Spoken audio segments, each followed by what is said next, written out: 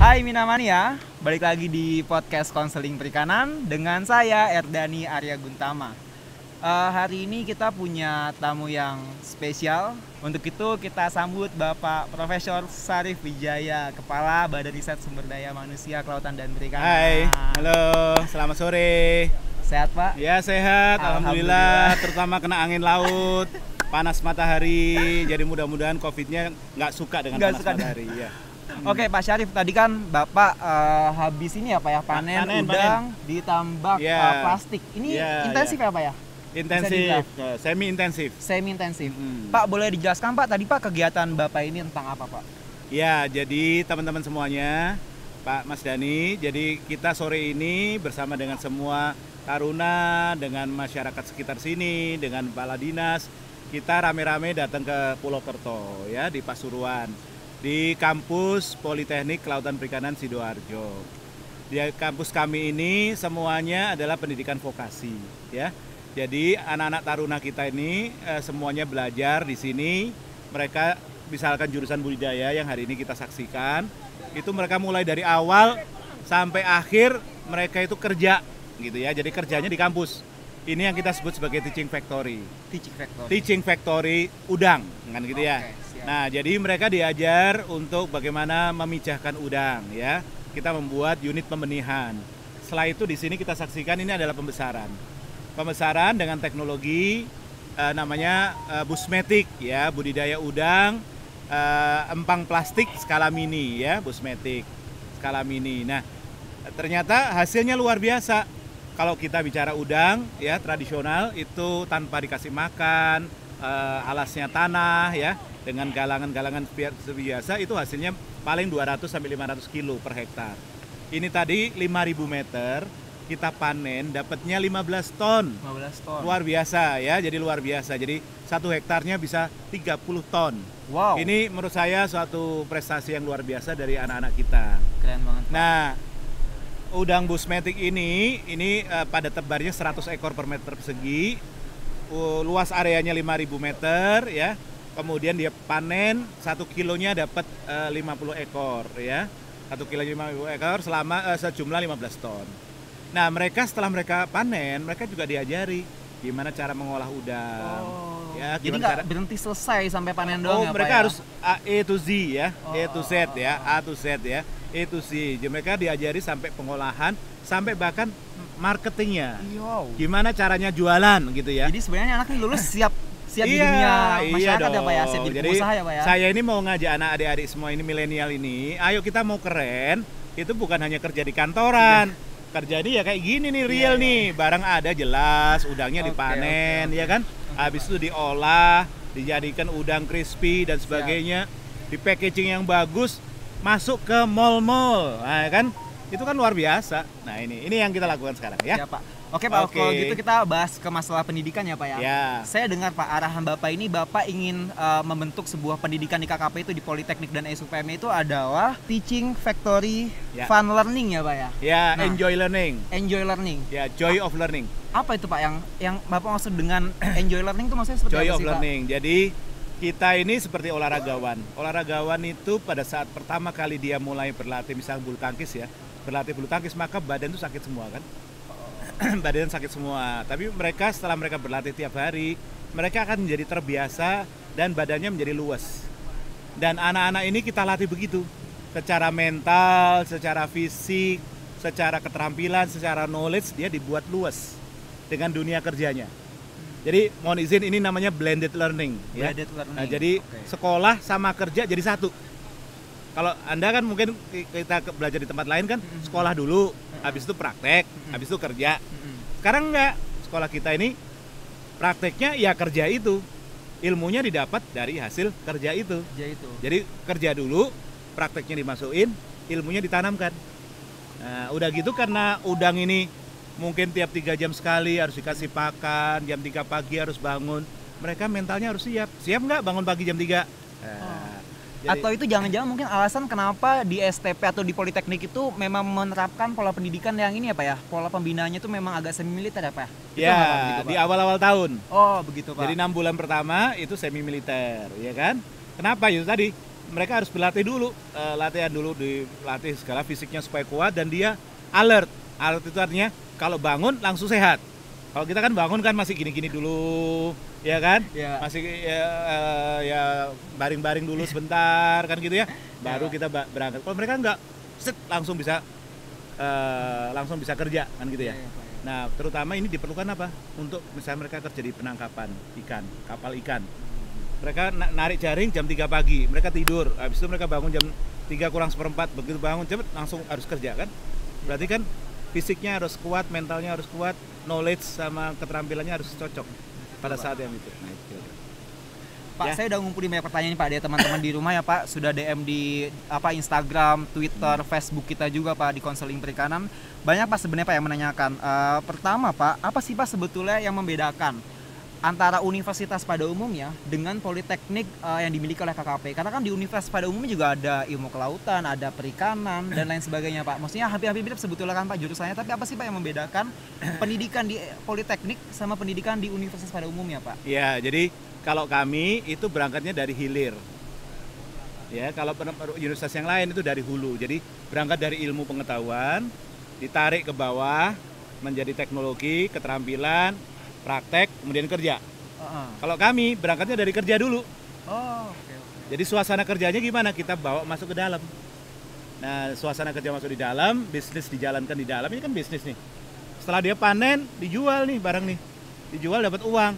Masyarakat Jadi teman-teman siswa juga karena juga bisa merasakan hasilnya ini Pak, langsung, hasilnya Pak. dapat insentif dari situ. Jadi dia itu kan bedanya kan. langsung dapat berarti. Enak nggak sekolah di tempat kami kan gitu ya? Kalau di universitas kita udah bayar nggak dapat uang. Kalau di sini ini gratis dapat uang. Dapat uang kan gitu kan.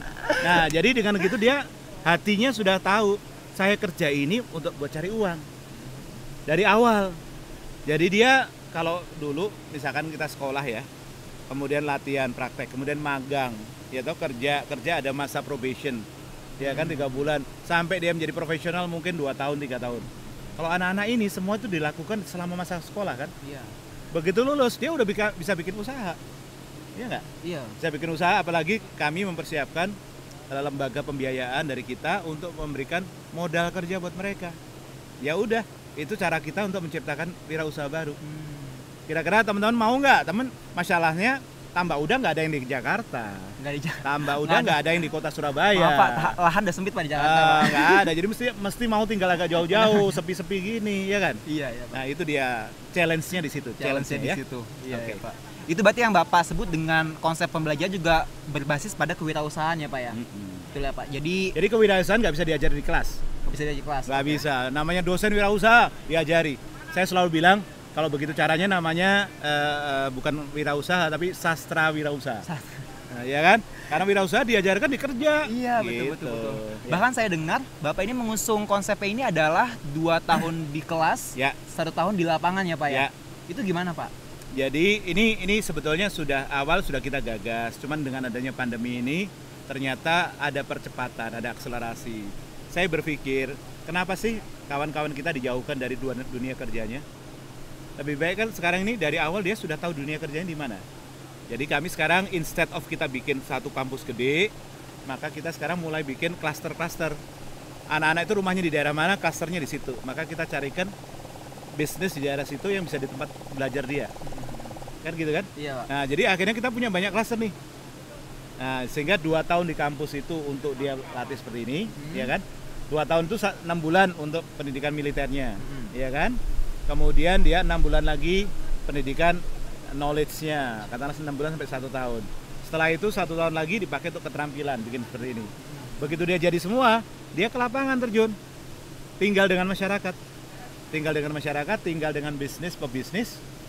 Mereka ikut hatinya masuk. Kalau pebisnisnya ternyata suka dengan dia, kan langsung dipanggil, diambil. Ya sudah dia ikut kerja sama saya. Benar. Udah, begitu lulus nggak usah nunggu wisuda, dia udah kerja. Atau kalau dia mau terjun langsung jadi wirausaha juga langsung bisa ya Pak? Langsung bisa karena dia hatinya sudah day by day Dibentuknya. sudah merasakan denyutnya orang bisnis. Iya kan? Mungkin itu ya Pak ya perbedaannya ya Pak, karena kita biasa dididik sebagai pekerja, kalau di politeknik ini kita dididik sebagai pengusaha ya Pak. Pengusaha. Ya? Dari awal dia harus merasakan, makanya di sini dosen-dosen kita juga begitu. Ini tambah-tambah ini sekarang saya dapat kredit dari BLU. Loh, mereka bilang, loh dosen-dosen kok dapat kredit, gimana nanti bayarnya, agunannya apa? Saya bilang, justru itulah tantangan Anda. Anda harus merasakan berdebar-debarnya. Kapan harus bayar kredit kan? Betul Pak. Nah, kalau nggak bisa berdebar-debar, gimana dia Jadi mau maju? ada responsibility ya Pak ya, untuk dia tanggung untuk jawab dia ya Pak ya, sukses. sukses. Iya. Untuk dia sukses kan? Kalau dia merasakan denyutnya itu, anak-anaknya sudah dibiasakan mengalami itu, udah bisa cari modal, cari dari luar udah nggak ada masalah. Dia yakin aja, pede aja kan. FYI buat teman-teman yang nggak tahu, BLU itu maksudnya LPUMKP ya Pak ya? Di kami Badan LPUMKP. Layanan Umum Lembaga Pembiayaan Permodalan Itu Kelautan Perikanan. 3% ya Pak ya? 3% bunganya. Atau kalau dari itu per tahun ya Pak ya? 3% per tahun. 3% per tahun. Bukan per bulan loh. Per tahun. Kecil banget berarti ya Pak ya? Ya kecil lah, kur aja 7%. Atau bisa juga kalau itu perbankan ada kur ya Pak ya? Kur kan 6%. Nah, 6%. Ini 3%. 3%. Tuh, Jadi teman-teman, memang buat apa? Boostering ya. selalu ada Buat jalan ya Pak ya, boostering. untuk kita maju ya Pak ya. Iya, biar orang suka sama perikanan. Tempatnya udah jauh, nggak ada kafe, nggak ada Betul, bioskop, betul, nggak ada mall, ya kan? Sepi kan? Pak, tadi kan ngomongin masalah dunia pendidikan ya Pak ya. Di semua negara ini pendidikan ini merupakan salah satu aspek yang paling terdampak ya Pak ya dengan adanya pandemi ini Pak. Kalau di Politeknik ini bagaimana sih Pak? Apakah merasa juga ada hambatan Pak atau bagaimana metode belajar sekarang ini Pak? Saya bersyukur ya karena kita ini pendidikan vokasi. Dengan adanya pandemi ini tadinya saya sempat berpikir, aduh ini terhambat ya anak-anak di rumah ya, ngapain ya? Harus pakai V-call ya, pakai Zoom dan sebagainya. Tapi ternyata dengan konsep 21 kita percepat. Jadi anak-anak yang di rumah sekarang ya jangan di rumah, kumpul aja di tempat usaha kan, di clustering.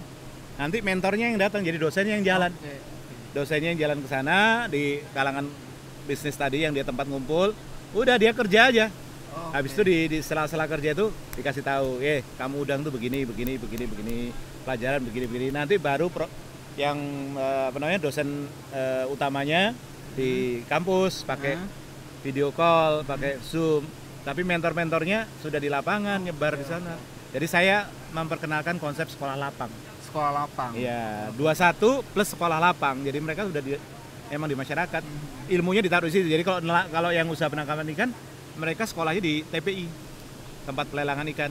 Di situ sekolahnya, ngumpul di situ. Jadi kalau sekarang mahasiswa umumnya sekolahnya di rumah, kalau teman-teman di Politeknik sekolahnya di lapangan, di TPI, di tambak, di industri pengolahan, di konservasi, nanam terumbu karang, nanam mangrove, itu sekolahnya dia. Tapi pertanyaannya Pak, kalau misalkan siswa A nih Pak, dia ngambil jurusannya adalah misalkan budidaya, tapi di wilayahnya itu adalah wilayah laut Pak, sebetulnya wilayah tangkap Pak. Itu bagaimana Pak? Laut kan juga ada budidaya laut. Oh, jadi bisa ya Pak? Masih bisa ya Pak ya? Bikin keramba di situ dan seterusnya masuk ya. Kerapu kan laut juga, kerapu, kakap putih, ya baramundi. Dia bisa latihan gitu. Tapi Pak, banyak yang para pakar atau para pengamat pendidikan yang mengatakan kalau misalkan pendidikan ini di era pandemi ini bisa dibilang perkembangannya agak terhambat Pak dibandingkan tanpa pandemi Pak. Bisa ketertinggalan mungkin sekitar 30% Pak ketertinggalannya proses belajar gitu Pak. Nah, menurut Bapak, apakah di Politeknik ini juga merasakan hal yang sama Pak atau tidak Pak sebetulnya? Ya, awal-awal merasakan, awal-awal ya. Tapi setelah itu saya balikkan. Jadi kalau pembelajaran secara konservatif, tradisional itu dosen di depan. Dosen di depan, ini mahasiswa ikut polanya dosen. Kalau sekarang terbalik, saya ngasih garis-garis saja, mahasiswa di depan. Dia suruh cari bahan dari Google, dari mana, dia searching segala macam, bikin essay, bikin paper, diskusi sama kita. Jadi dibalik. Oke. Nah sehingga dengan begitu rasanya kok saya melihat nggak ada masalah ya. Iya. Nggak ada masalah, apalagi kita dengan vokasi ini, dia lekat dengan bisnis, ya, nggak ada masalah. Jadi masih terus on track ya Pak ya? Mudah-mudahan insya Allah. Jadi buat kami pandemi ini memberi pelajaran baru deh.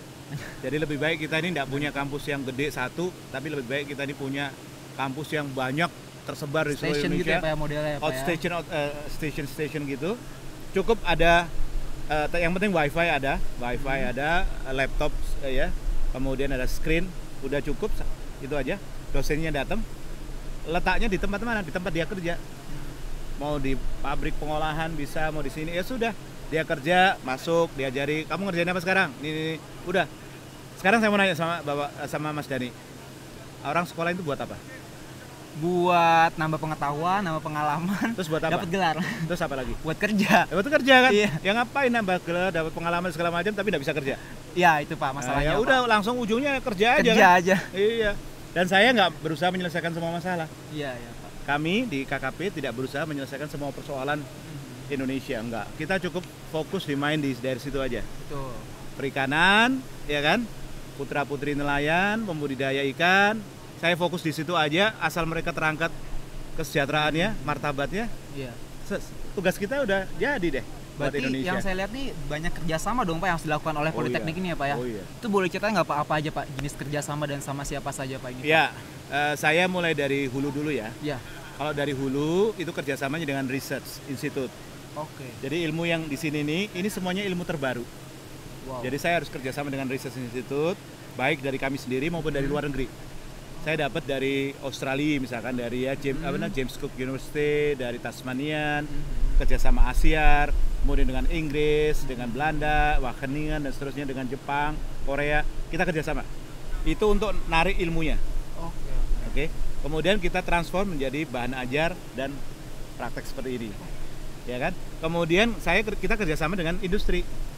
Nah, alhamdulillah kembali lagi, alumni kita udah banyak Alumni banyak. dan sudah pada sukses. Iya. Karena dari tahun berapa sih Pak STP itu Pak? Tahun Politeknik itu, Pak? 60. 60. 60 dan tersebar sekarang ada di 20. Sekarang ada 23 unit 23 seluruh unit. Indonesia. Itu Politeknik maupun SUPM ya Pak? Ya, sudah. Wow. Dan sudah tes alumni udah di mana-mana, udah punya usaha macam-macam. Saya bilang dong, lo dulu di sekolah oleh negara gratis kan? Betul. Sekarang gantian dong, lo bantuin adik-adiknya. Oh siap, kan gitu aja kan dia. Dan memang katanya Apa, kalau ya kan? keluarga di STP itu kuat ya Pak ya? Kuat. Mereka kan militer kan, jadi kalau Militer. sama bos kan mereka Iya. siap begini kan. Siap. Siap, sudah. Tolong bantuin dong adik-adik. Kalau bantuin adik-adik. Nggak usah bantu saya, bantu adik-adiknya, bantu. Mereka mau. Jadi udah, jejaring ini kita bangun. Akhirnya anak-anak ya dapat tempat. Dapat tempat ya Pak ya? Jadi kelulusan kita ya pada saat wisuda itu paling tidak 85% sudah terserap. Stop. 85% loh. Banyak Bapak itu Pak? Banyak. Bahkan ada yang nggak ikut wisuda karena Kalau udah kerja. karena udah kerja. Iya. Kalau dalam negeri dia pulang bisa. Iya, Kalau iya. kerja di luar negeri, Wah susah. di Korea, Jepang, Iya. Taiwan, mereka kerja di situ. Iya. Ya, jadi begitu udah ya sudah pergi. Karena memang udah silabusnya internasional, kerjanya juga bisa Ya, internasional juga ya Pak ya? ya. Ini Open satu lagi yang saya internasional, mau Pak, cerita ya. Dia nggak adanya dapat ijazah, dia dapat sertifikat. Sertifikatnya sertifikat internasional. Wow. Gitu. Jadi kalau dia penangkapan ikan, dia dapat sertifikat standar IMO, International Maritime Organization. Kalau dia pengolahan, dapat HACCP. Budidaya juga gitu. Good Aquaculture Practices Certificate. Keren Jadi banget ya udah. Oke Pak, itu di hulunya Pak, berarti kan Pak riset, kerjasama sama riset Pak di hulunya tadi Hulu. kan? Yang hilirnya tadi dengan industri. Industri, oke. Dengan industri. Kemudian yang ketiga dengan pemerintah daerah. Oh. Ini kayak tadi ini pemerintah daerah. Mm-mm. Mereka semua senang lihat Sidoarjo. kita. Jadi akhirnya rame-rame ya sudah, saya bikin dong. Iya, terkait itu ya Pak, Sekcam, Pak Camat, Iya, kemudian apa namanya? iya. Dan Ramil, Iya. Kapolsek ya Pak ya? Kita yang jelas-jelas saja. Oke. Kita kerjasama yang jelas-jelas saja. Yang mereka nanti semua mau menerima kita dan mereka respon dengan baik. Mantap. Tuh guys, buat teman-teman di rumah, ini kita lagi bahas masalah pendidikan. Kalau teman-teman yang bingung nih nanti nih pada saat melihat video ini mau kuliah di mana, saya kasih rekomendasi aja langsung di Politeknik Kementerian Kelautan dan Perikanan ya Pak ya. Ya, dari Karena Sabang udah sampai jelas, Merauke. Sabang sampai Merauke. Ada Ada ya Pak ya? 23 Tapi kalau orang mau daftar itu harus daftar di wilayahnya dia atau bisa di tempat lain juga bisa, bisa Pak? di tempat lain. Bisa di tempat lain sesuai dengan bidang yang mau dia Iya. tekuni ya Pak ya. Dan gratis yang paling enaknya itu. Presiden Joko Widodo sudah memerintahkan mandat kepada Menteri Edi Prabowo, Menteri Kelautan dan Perikanan, untuk membangun sektor perikanan budidaya. Dan Pak Edi pun sudah berkomitmen untuk membangun 600.000 hektar lahan budidaya. Ya. Khususnya di Tambak Udang ya Pak ya. Ya. Kemudian Bapak juga saya dengar sudah menggagas 400.000 lahan tambak budidaya dan 100.000-nya itu bisa untuk mulai direvitalisasi. Nah, apa yang ingin Bapak katakan Pak terkait hal itu Pak? Kita di KKP berbagi tugas, ya. Presiden sudah menugaskan kepada Kementerian Kelautan Perikanan untuk meningkatkan prioritas budidaya, ya. Itu sudah kita terima dan kita terjemahkan dalam rencana aksi. Pak Menteri sudah menugaskan masing-masing. Bagian saya itu dua. Bagian saya adalah research sama sumber daya manusia. Nah, jadi saya mesti memastikan pada saat Dirjen Budidaya nanti revitalisasi tambak 600.000 hektar, dia noleh ke samping, noleh ke belakang, dia lihat ada nggak tenaga kerjanya, ada nggak SDM-nya. Iya, betul, Pak. Maka saya harus bisa jawab ada. You jangan khawatir, saya punya. Kan, gitu ya. Nah, jadi yang saya lakukan adalah memotong rantai tadi. Jadi jangan sampai orang sekolah, magang, tenaga pemula, tenaga siap pakai sampai jadi itu butuh waktu 5-6 tahun, kelamaan. Padahal waktunya ini kan langsung, iya kan? Langsung kan? Nah, jadi saya pikir ya sudah, karena begitu kampus-kampus kita dipercepat prosesnya supaya dia matang duluan. Caranya adalah ini tadi. Ini. Ya, revitalisasi tambak-tambak ini. Ya, ini dari yang tadinya di luar, ini tarik ke dalam.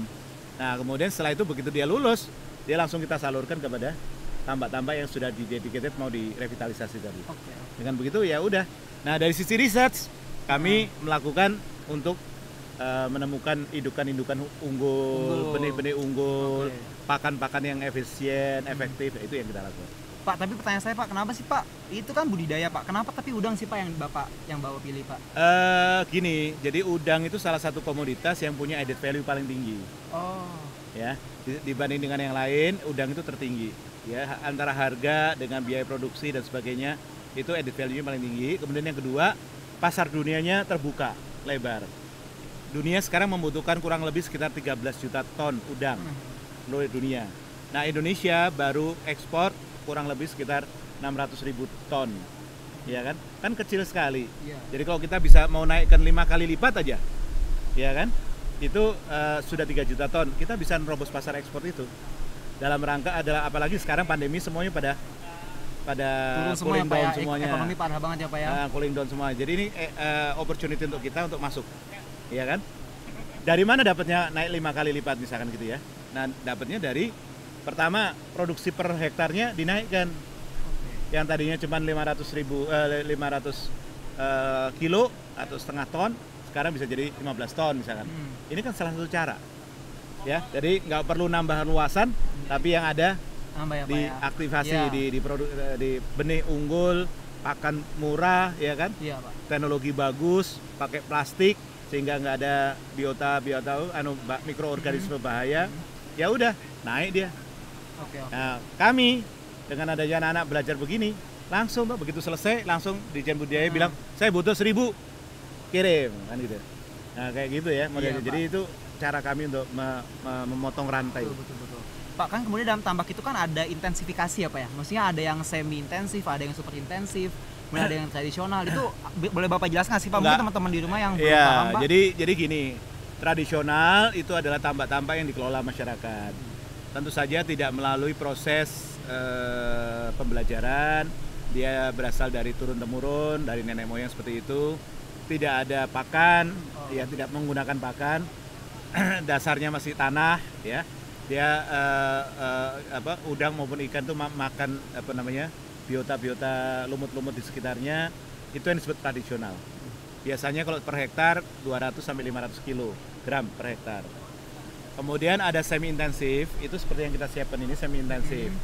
Jadi kita dengan kerapatan 100 sampai 200 ekor per meter persegi. Tapi karena ada kerapatan itu maka perlu kincir karena perlu oksigen. Ini apa ya, muter-muter ini apa ya? Nah, itu adalah semi intensif. Nah, kemudian ada lagi yang kecil, lebih kecil, itu adalah supra intensif. Itu ukurannya cuma 1000 meter, tapi kepadatannya bisa sampai 1000 sampai 1.500 ekor per meter persegi. Panennya luar biasa, tetapi resiko lebih tinggi. Dan itu sehingga kita membagi kelas-kelasnya itu, ini adalah untuk kelas pengusaha. Yang intensif itu ya, super intensif ya Pak ya? Super intensif ya, karena dia harus ada IPAL, harus pengolah limbah segala macam, ini dari sini. Ya kan? Nah, kemudian yang semi intensif adalah untuk seperti ini, pemula-pemula tapi yang knowledge ya. Nah, tugas kami sekarang memindahkan yang tradisional menjadi semi intensif dulu ya Pak ya. Berarti sebetulnya peluang nih teman-teman di rumah untuk mulai usaha tambak udang ini sebetulnya luas ya Pak ya. Iya. Kalau teman-teman di rumah juga mau mungkin tertarik Pak, mungkin bisa langsung menghubungi penyuluh perikanan yang di lapangannya Pak ya. Di sekitarnya. Nanti bisa mulai dari skala kecil kemudian nanti diperbesar hingga nanti untungnya sangat besar ya Pak ya. Siap. Oke, kalau gitu Pak, terima kasih banyak Pak atas kesempatannya Pak. Jadi Mas Dani saya tunggu ya kapan mau bisnis perikanan ya. Siap Pak. Anak muda kita sekarang Siap Pak. Tapi emang prospeknya tinggi banget loh Pak. Tinggi. Ya. Tuh. Oke, kalau gitu teman-teman semua, terima kasih sudah menyaksikan podcast konseling perikanan kita. Tunggu, kita masih punya beberapa series dengan Pak Syarif nanti. Kalau gitu terima kasih. See you on the next time. See you. Tetap sehat, tetap semangat ya. Tetap sehat, tetap semangat.